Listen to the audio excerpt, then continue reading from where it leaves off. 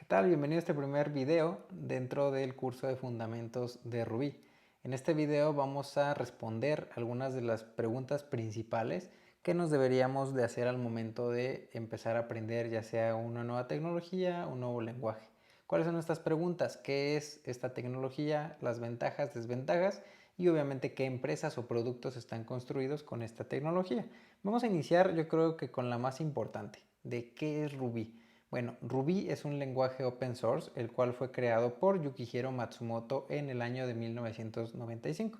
A pesar de que este lenguaje fue creado en este año, no fue hasta los años 2000 en el cual este lenguaje se popularizó y se popularizó gracias al marco de trabajo o framework que se llama Ruby on Rails y obviamente gracias a DHH, el creador de Ruby on Rails, y Basecamp, que fueron pues quienes utilizaron a Ruby como lenguaje base para este framework, ¿ok? Algo que resaltar es que Rails tuvo su release en el 2005, entonces a partir de ese momento Ruby empezó a ganar popularidad, ¿ok? Y obviamente hizo un parteaguas entre el antes y después de cómo se creaban las cosas en la web. Ruby es un lenguaje dinámico. Esto nos quiere decir que, por ejemplo, una variable no está casada o ligada a un tipo de dato.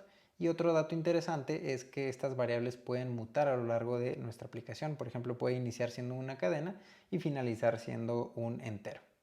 Ruby también es un lenguaje interpretado. ¿Qué quiere decir esto? Pues que utiliza un intérprete que lee nuestro archivo de Ruby, obviamente ejecuta línea a línea y sin la necesidad de crear un binario.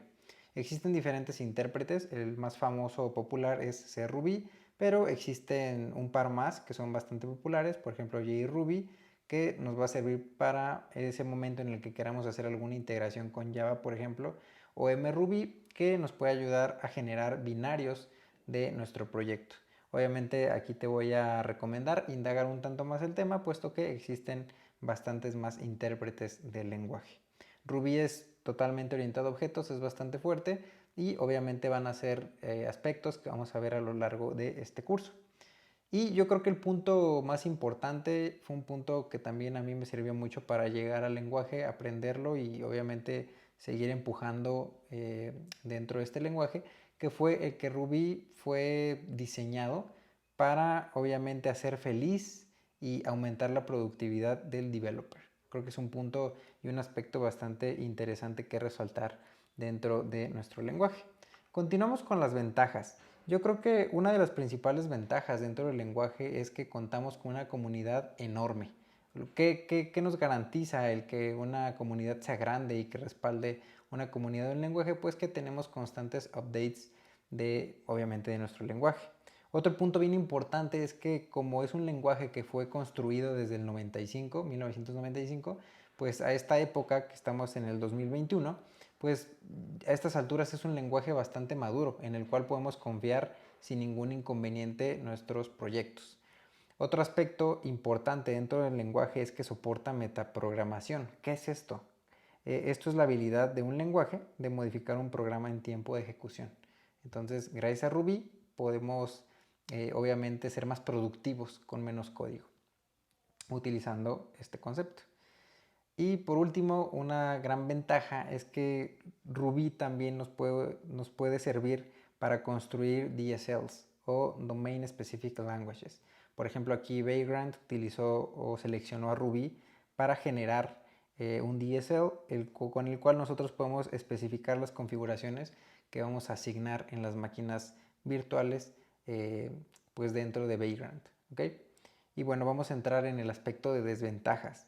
Regularmente cuando hablamos de que un lenguaje es interpretado, esto también puede significar lento, puesto que realmente al ser un lenguaje interpretado, la representación de nuestra aplicación tiene que estar cargado en la memoria.